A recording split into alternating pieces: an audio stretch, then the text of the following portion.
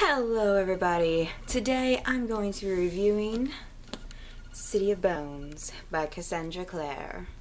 This story follows a girl named Clary Frey who is thrust into the world of Shadowhunters one night after witnessing a demonic murder by people only she can see. A lot of things happen to her right away. Her mother disappears and she gets attacked by a demon, and there's all these questions popping up of why can she see the supernatural now and why are there demons after her. But she herself isn't really worried about these questions over much. Her main concern is finding her mother and rescuing her, and the only way to do that is to get her memories back. So it's just this constant struggle for her to get her memories, save her mother, and try not to get killed along the way. I think my favorite part about the book was the characters and their dialogue, because it didn't matter what situation they were in. There were characters like Jace and Simon who just kept you constantly laughing with their sarcastic comments, and then you have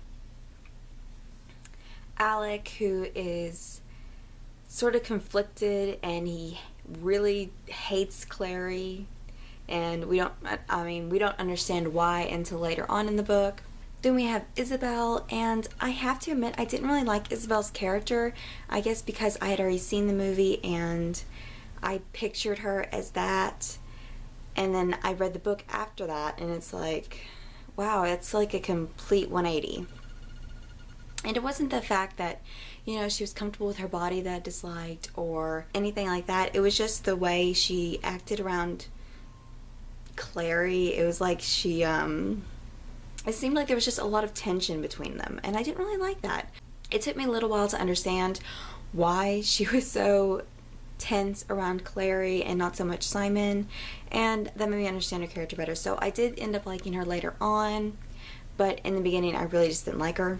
And it's like on the total opposite of that, it's like Alec, who from the movie I expected to just go in and hate right away. But in the book, I mean, you get a better feel for Alec, and that made me enjoy reading about his character more. It actually made me really, really like him. And I became an instant Malik fan, just putting that out there. The next thing I want to talk about is book versus movie. The book, hands down, was better than the movie, but I still liked the movie. The only real complaints I had about the movie, besides a couple of the casting, you know, like Alec being way too old and Valentine not needing to look like a pirate and needing to be a little older. But the only main problem I had with that movie was the ending. It was kind of, for me, so far off the ending of City of the book that I did not like it at all. Me seeing the movie before I read the book, however, did make it easier to visualize what all happened, or what all was going on, like how things looked and gestures for the characters, because sometimes I have trouble visualizing what a character will be saying and doing at the same time, and the movie really helped me get a better feel for the characters and how they would their facial expressions would be in a certain situation, if that makes any sense. So the movie did help me enjoy the book even more, but I still prefer the book over the movie. Something else that I really enjoyed about not just City of Bones, but the world overall, is the fact that werewolves, vampires, fairies, and warlocks are technically not the enemy. They're actually all on the same side. They're against demons. But normally, you know, vampires, werewolves, fairies, and warlocks are all considered evil in some way in the book. If they're not the main, I guess, species, they're usually the evil guys. So it was interesting to read about, technically the only evil in the world is demons and Valentine. So I really enjoyed that aspect about the book series overall. And the last thing I want to talk about is the TV show. I did have a reaction video up for the TV show, but I had a lot of computer issues and it can never get up. So I'm just going to talk a little bit about it now. And I'm not going to judge it harshly because I'm going to wait until it's like 5 or 6 episodes in, so they can, because the first 2 episodes, they're really just building on the world. I mean, I know it's kind of an info overload, and some of the characters' dialogues are like cringeworthy, like, sorry, Dom Sherwood, but no. And I think a lot of what has to do with his lines being cringeworthy is, well, the lines he's given, yes, but also the fact that he's probably trying so hard not to let his accent slip that he has to concentrate so hard on that he can't concentrate on making the lines sound better. Otherwise, Kat McNamara as Clary, I don't really have many problems with her lines or her acting or anything like that. There was just some scenes, like the end of episode 2, spoilers if you haven't seen episode 2, but she's hollering Simon's name like 5 or 6 times, and it's like, is it really necessary? He's gone. Stop yelling. Yell a couple times, yes. Don't continue on for 3 or 4 more yells. It was just unnecessary. Isabel, I know a lot of people don't like, they think she's too sexualized on the character, but I think Emra did a really good job of portraying Isabel's character, and I've heard she's really shy in real life, so to be able to actually do all the stuff she's having to do as Isabel, good job. That's all I can say. Because like her, I'm very, very shy, and I just could not do any of that. Not even if I had the body she had. Hodge was, a lot of people think he's hot. I mean, I really don't think he's hot because I guess I have a different definition of hot than they do.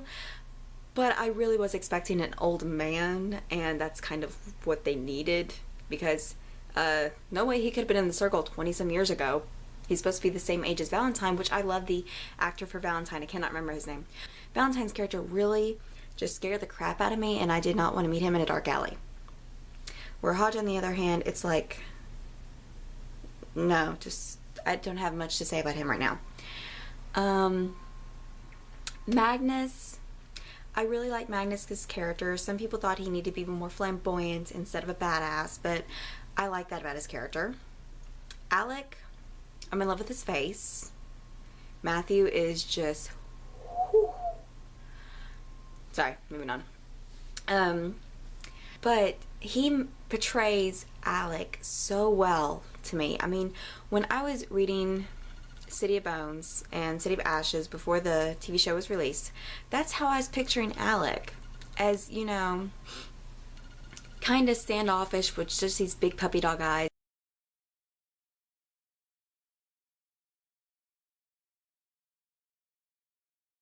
But the show overall, I mean, it's much different from the book, but I'm not complaining about that. The overall plot, I believe, is still the same.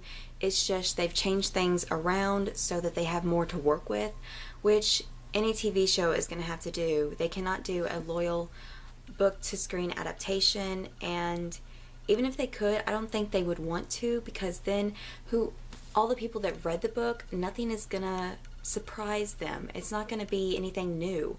And we're watching the TV show not only because we love the series, but also because we want something new in our lives.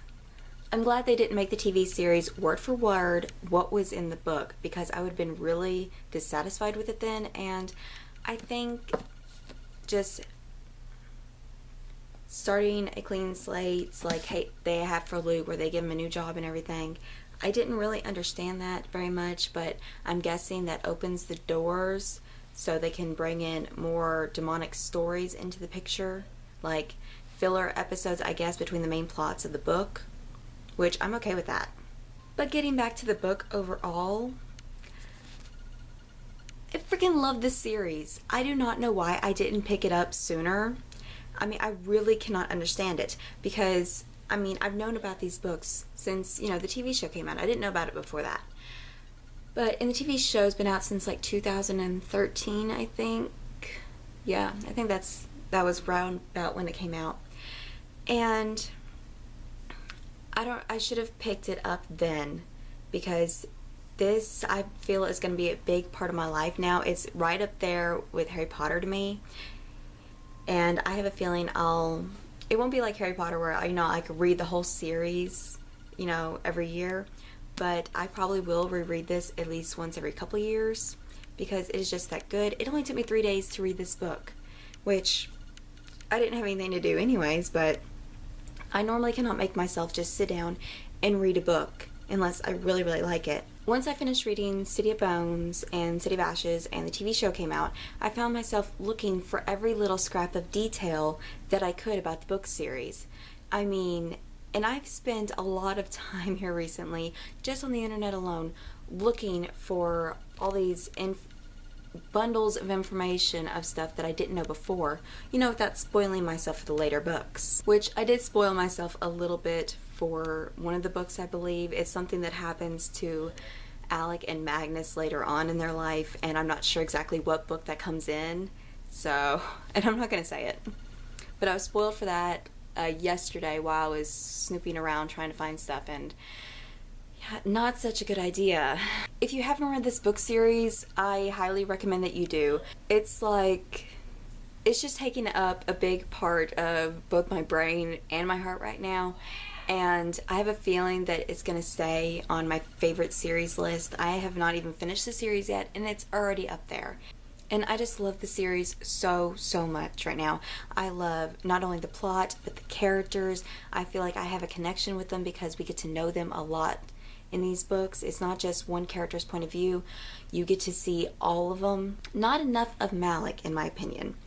You do get a feel for these characters and what they have to go through in life. And that was my overall review for the City of Bones book and TV show. Until next time, guys. Bye.